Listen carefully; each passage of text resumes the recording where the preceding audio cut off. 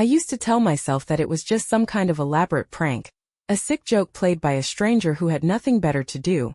But as the years dragged on and the black roses continued to appear, always 12, always fresh, always on Valentine's Day, I stopped pretending that there was anything normal about it.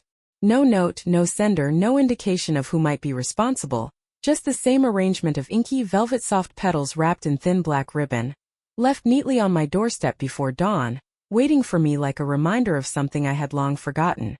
The first year I thought it was a mistake, the second a coincidence, but by the third the fear had started to creep in, whispering in the back of my mind every time February rolled around, filling my stomach with a slow, gnawing dread. I never told anyone, not really, because how do you explain something like this without sounding insane, without admitting that you've let a pile of flowers make you question your own grip on reality? This year I almost didn't check, almost let myself believe that maybe, just maybe, it would finally be over, that I could wake up on Valentine's Day and feel nothing but the usual bitterness of being alone, the usual indifference toward the parade of couples littering my newsfeed, the usual comfort of knowing I had survived another year untouched by whatever invisible force had decided to mark me. But when I stepped onto my porch in the early morning frost, still wrapped in the haze of sleep, still rubbing the fog from my eyes, there they were, sitting precisely in the center of the welcome mat, dark and impossibly perfect, untouched by the cold, looking as if they had just been plucked from the earth moments ago. My breath hitched, the air suddenly feeling too thick in my throat, and for the first time since this all began, I hesitated before picking them up, fingers twitching, heart pounding, something inside me screaming, don't touch them this time. Don't bring them inside, don't let them in. And that was when I saw him. Across the street, standing perfectly still beneath the broken glow of the street lamp, was a man, or at least, something that had once been a man, dressed in a tattered black tuxedo that clung to his skeletal frame like it had been pulled from a grave, his hollowed-out face barely visible in the shifting shadows, his sunken eyes locked onto mine with an intensity that made my blood run cold. He didn't move, didn't blink, didn't make a sound, just stood there in the half-darkness, his head tilted slightly to one side like he was waiting for something, like he was studying me, like he was making sure I saw him this time. My body refused to move, my fingers still curled around the cold, thornless stems of the roses, my mind scrambling to process the impossibility of what I was looking at. But before I could force myself to react, before I could convince myself to run back inside and lock the door, to pretend I had never stepped outside in the first place, he was gone. Not disappeared down the street, not ducked behind a parked car, not fled into the shadows. Just gone. I don't remember how long I stood there, staring at the empty space where the man had been, my breath clouding in the freezing morning air, my heart hammering so hard it felt like my ribs might crack under the pressure, my fingers still clenched too tightly around the cold, lifeless stems of the black roses. My entire body felt like it was locked in place, stuck between the raw terror of what I had just seen and the sickening realization that, no matter how much I wanted to convince myself otherwise, no matter how much I wanted to believe it had been a trick of the light or a hallucination brought on by lack of sleep, I knew deep in my bones that what I had seen was real. And worse than that, he had been waiting for me, standing there in the dark, watching me as if he had known exactly what time I would step outside, as if he had been doing it for years, as if he had always been just outside my vision, waiting for the moment when I would finally see him. When I finally forced myself to move, my hands were stiff, my fingers aching from the cold, and I barely registered the sensation of stepping back inside, shutting the door too fast, turning the lock with shaking hands, and dropping the bouquet onto the kitchen counter as if it had burned me.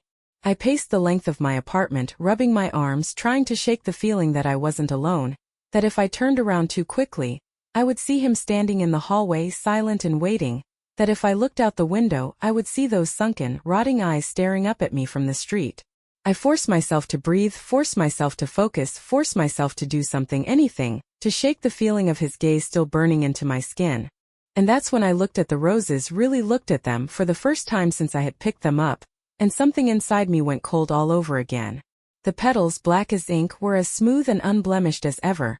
No sign of wilting, no sign of decay.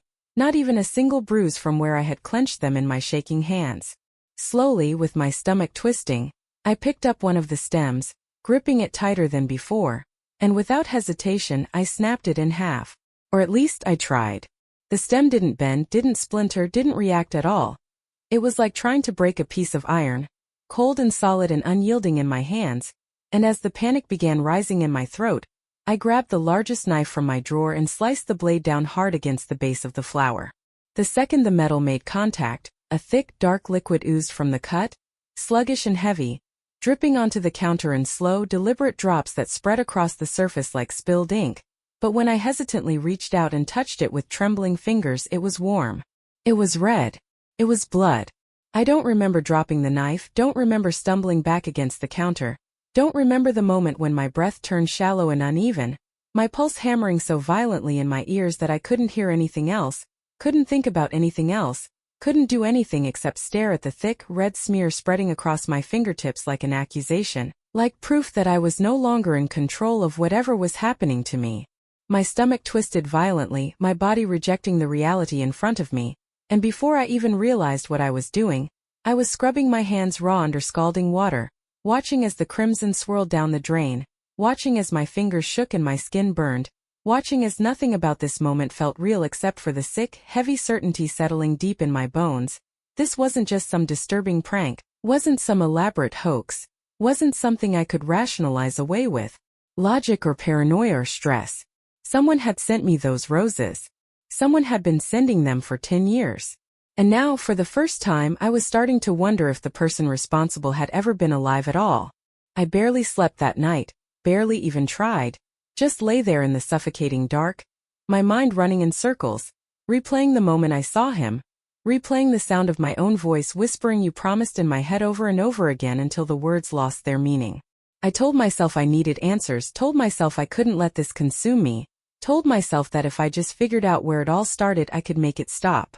But when I tried to think back, tried to remember the first bouquet, tried to picture myself 10 years ago, something inside my brain refused to cooperate, like a locked door I didn't have the key to, like a missing page in a book I had read 100 times. I could remember before that, could remember childhood, could remember high school, could remember everything leading up to my early 20s, but then, nothing. A blank space. A stretch of time I knew existed but had no memories of, no proof of, no photographs or journals or conversations that could remind me of what had happened to me in that missing year.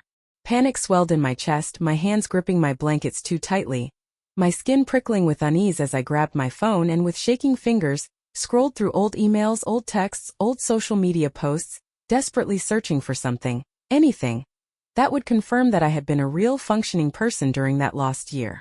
But the more I searched, the worse it got, because not only was there nothing there, no posts, no messages, no records of where I had been or who I had spoken to, but the moment I looked at the dates, the moment I realized the gap wasn't just a few months, wasn't just a forgotten summer or a string of unremarkable weeks blending together, my blood turned to ice. It was exactly 1 year to the day. An entire year of my life wiped clean, erased, missing. And the worst part, the part that made my skin crawl, the part that made my breath catch in my throat, the part that made me feel for the first time like I was standing on the edge of something vast and unknowable, was that I had never noticed before. The next morning, after a night of tossing and turning, of staring at the ceiling while my mind clawed desperately at the missing space in my memory, I did something I should have done years ago. I started searching for myself.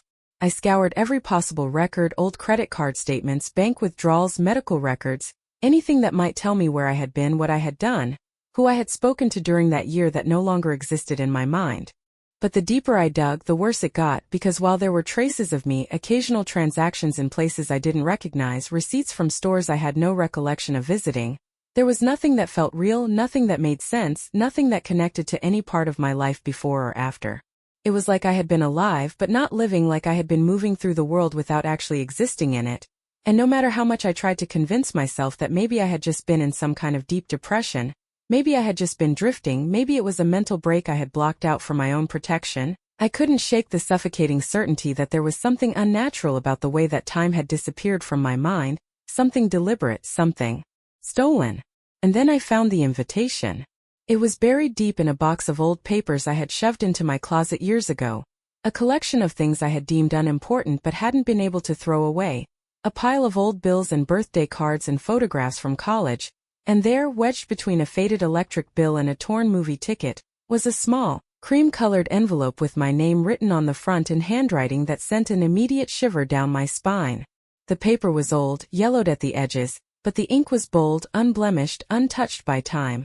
And when I turned it over, fingers trembling, and pulled out the card inside, my entire body went cold. You are cordially invited to the wedding of Claire Holloway and Daniel Graves, February 14, 2013. The words swam in front of my eyes, my brain struggling to process what I was seeing, because not only had I never been engaged, never even known anyone by that name, but the date printed in elegant curling script clear as day was during the year I had completely lost. I don't remember how long I sat there, staring at the invitation, my hands gripping the delicate card so tightly that the edges began to curl and crumple, my pulse hammering in my ears so loudly that it drowned out everything else. The sound of the clock ticking on the wall, the faint hum of the refrigerator, the distant murmur of traffic outside. My mind was unraveling, spinning itself into knots, trying to make sense of the impossible, trying to force my memories to bend and reshape themselves around this new, horrifying piece of evidence that suggested I had once been engaged to a man I didn't remember, that I had planned a wedding I had no recollection of, that I had lost not just time, but something far worse, something deeply personal, something that had once belonged to me. My stomach twisted violently, a wave of nausea rolling over me as I turned the card over, my breath catching in my throat when I saw that the back of it wasn't blank, wasn't empty like I had expected, but instead held a message written in that same looping, elegant handwriting. The ink is fresh as if it had been scrawled just hours ago. I haven't forgotten you, my love. And soon you'll remember me too. I threw the card across the room as if it had burned me, my entire body lurching backward, my heart pounding so violently that I could feel it in my throat, in my fingertips, in the sickening rush of heat crawling up my spine.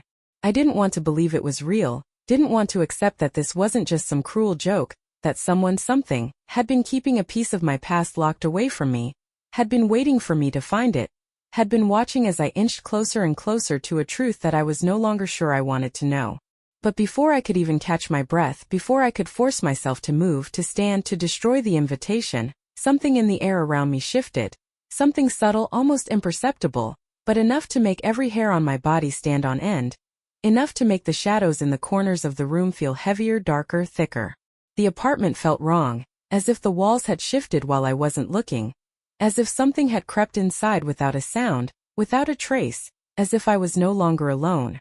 And then, as if to confirm what I already knew, my phone buzzed violently on the table beside me, the screen lighting up with an unknown number, the words "one new message" flashing against the darkness. My fingers felt numb as I reached for the phone, dread curling in my stomach like something alive, something with claws, something whispering that I already knew what I would see before I even opened it. And I was right. The message contained no words, no explanation, nothing but a single image. A grainy black and white photo of a man in a tuxedo standing beneath a street lamp, his body half-shadowed, his face blurred but unmistakable. It was him. The man who had been leaving me black roses for a decade. My breath stilled in my chest, a cold terror settling deep in my bones as my shaking thumb scrolled down, as my vision blurred with horror, as I realized there was more to the message, that the photo wasn't the only thing he had sent. Beneath the image, written in that same familiar, elegant script, was a final message, 6 words that sent an icy spike of fear through every inch of my body. Our wedding is soon. I've been waiting. I didn't respond to the message, didn't call the number, didn't let myself linger on the photo for more than a few seconds before shutting off my phone and shoving it deep into my pocket, as if putting it out of sight would somehow make it less real, less horrifying, less of an undeniable confirmation that whatever was happening to me wasn't just paranoia, wasn't just my mind turning against itself, but something tangible. Something with weight, something that could reach through the years and touch me, something that had been waiting in the dark for far longer than I could even comprehend. My body felt heavy, my limbs sluggish, my skin burning hot and ice cold all at once, but I forced myself to move, forced myself to keep searching because now more than ever I needed answers, needed proof that I wasn't losing my grip on reality, that there was still a way out of this nightmare before it swallowed me whole. So I did the only thing that made sense. I searched for him. Daniel Graves. The name from the wedding invitation. And yet, when I typed it into every search engine I could think of, when I combed through every public record, every obituary, every scrap of information I could find, there was nothing. Not a single article, not a single mention, not even a trace of someone with that name existing at all. It was as if he had never been real, as if the man in the photograph, the man in the tuxedo, the man who had been watching me from the shadows for years, was nothing more than a ghost stitched together from the pieces of a life I had no memory of living. My breath came short and shallow as I pushed forward, trying a different angle, searching for the location printed on the invitation, desperate for any sign of the town where this supposed wedding had taken place. But that was when I felt my stomach drop, my skin tighten over my bones, my vision blur with a cold, creeping dread that settled deep in my chest, because just like Daniel, the town didn't exist. No maps, no records, no references in any archive, as if it had been wiped from existence, as if the land itself had swallowed it whole. I stared at the screen, my fingers hovering over the keyboard, my mind scrambling for some kind of explanation, some logical reason why an entire town could simply vanish without a trace, but no matter how hard I tried to rationalize it, no matter how many times I refreshed the page, I couldn't shake the feeling that I had stumbled onto something I was never supposed to find. And then, before I could stop myself, before I could even think about the consequences, I did the only thing left to do. I drove there. I packed a bag, grabbed my keys, and followed the last known coordinates I could find, my hands gripping the steering wheel so tightly that my knuckles ached, my pulse roaring in my ears as the road stretched endlessly in front of me. But when I finally arrived, when my GPS announced that I had reached my destination, my breath caught in my throat, my entire body locking up as I stared out at the sight before me, because where a town should have been, where roads and houses and streetlights should have stood, there was nothing but an empty, desolate field stretching out beneath a sky that had suddenly turned too dark. I sat in my car for what felt like an eternity, gripping the steering wheel so tightly that my fingers ached, my breath coming in shallow, uneven gasps as I stared out at the vast, lifeless field that stretched endlessly before me, a place where a town should have been, where roads and houses and street signs should have stood, but instead there was nothing, just a wide, open emptiness, a stretch of land that felt wrong, like something had been here once but had been erased, not abandoned, not destroyed, just wiped away. The sky above was too dark for the time of day, the clouds thick and unmoving, a weight pressing down on the landscape, making the air feel heavy, dense, suffocating. The longer I stared, the more I felt it, that deep, crawling sensation beneath my skin, that unshakable certainty that I wasn't supposed to be here, that I had made a terrible mistake, that something was waiting for me in that emptiness, watching from the places my eyes couldn't quite focus on. But then, just as the fear began to take hold, just as I considered throwing the car into reverse and speeding as far away from this place as I could, I saw it. A flicker of movement in the distance, a shape taking form where there had been nothing just seconds before. At first, I thought it was a trick of my exhausted mind, a shadow cast by the thick, unmoving clouds, a hallucination brought on by stress and too many unanswered questions, but then it became clearer, sharpening with every slow, deliberate blink of my eyes. A building, small and crumbling, materializing like a mirage at the far edge of the field, its steeples stretching toward the dark sky, its doors slightly ajar, as if waiting for someone to step inside. A chapel. My heart lurched violently against my ribs as I stared at it, at the way it seemed to hum with something I couldn't explain, something that made my breath hitch and my vision blur, something that whispered my name in the back of my skull like a memory that had been buried deep, waiting to be unearthed. I didn't want to move, didn't want to acknowledge it, didn't want to be here anymore, but my body betrayed me, my hands moving on their own, my fingers fumbling with the door handle, my legs carrying me forward before I could stop myself, before I could force myself to turn back. The ground beneath my feet felt soft, too soft, as if I were stepping on something that wasn't quite solid, as if the earth itself was breathing beneath me, shifting, waiting, anticipating. Every step felt heavier than the last, my heart pounding so violently that I thought it might burst, but still I kept moving, kept walking toward the chapel, toward the doors that loomed taller the closer I got, until finally I was there, standing at the threshold, staring into the darkness beyond. My fingers trembled as I reached out, as I pressed my palm against the splintered wood, as I slowly pushed the door open and stepped inside. The moment I did, the air changed, the temperature dropping so sharply that I could see my breath curling in front of me, the scent of something old and rotting thick in my nose. And then, as my eyes adjusted to the dim, flickering candlelight illuminating the space, my breath caught in my throat, a wave of nausea rolling through me as I took in what lay before me, a massive dust-covered mirror, standing in the center of the chapel, reflecting an image that made my blood run cold. Because staring back at me wasn't just my own reflection. It was me in a wedding dress standing beside a man whose decayed, skeletal hand was gripping mine. His rotting lips curled into a grotesque smile as he whispered, "Say yes." I couldn't breathe, couldn't move, couldn't do anything but stare at the reflection in front of me, at the grotesque, rotting thing that had once been a man standing beside me, his skeletal fingers entwined with mine, his hollowed-out eyes locked onto my face with something sickeningly close to affection. My own reflection looked just as wrong. The dress, the veil, the way my lips curled into a smile that wasn't mine, the way my eyes were dull, vacant, empty. The me in the mirror wasn't me at all, wasn't the person who had walked into this chapel moments ago, wasn't the woman who had spent the last 10 years trying to pretend that the roses left at her doorstep were just some bizarre, inexplicable coincidence. No, the me in the mirror was someone else, someone who had already said yes, someone who had already made the choice I had no memory of making, someone who had already belonged to him. My stomach twisted violently, a thick wave of nausea rolling through me as the image flickered, warping, distorting, showing flashes of something worse. A graveyard at midnight, a veil soaked in blood, a ring of black roses wilting in the dirt. I forced myself to step back, to break the connection, to tear my gaze away from the reflection before the thing in the mirror could trap me inside it, before I could hear my own voice whispering the word he so desperately wanted me to say.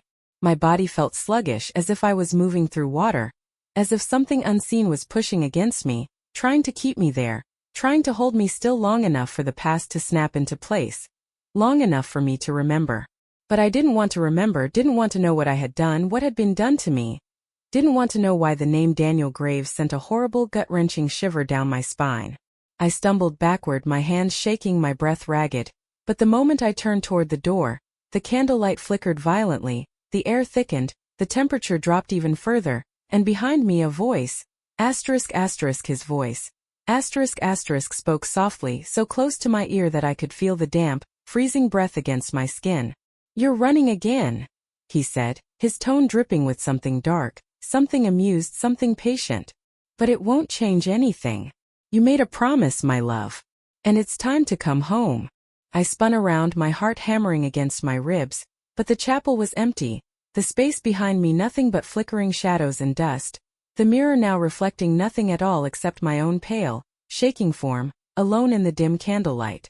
But I wasn't alone. I could feel him, feel his presence pressing in around me, feel the weight of something ancient, something wrong, something that had been waiting a very, very long time. The walls of the chapel groaned, the wooden beams creaking like the building itself was alive. And when I took another step back, my foot hit something solid, something cold, something that hadn't been there before. My breath caught in my throat as I slowly looked down, my blood turning to ice as I realized what I was standing on. A death certificate, yellowed with age, the paper brittle beneath my fingertips.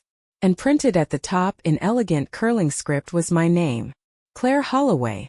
The date of death? February 14th. This Valentine's Day. My vision swam, my pulse hammering so violently that I could hear it in my skull, drowning out everything else. The creaking of the chapel walls, the flickering hiss of the candlelight, the slow, suffocating silence that had settled over the air like a heavy, waiting breath. The death certificate trembled in my shaking hands, the paper brittle, ancient, impossible. Yet there it was, my name printed in elegant, curling script, my date of death set for a day that hadn't even arrived yet. A fate that had already been decided long before I had ever stepped foot in this place.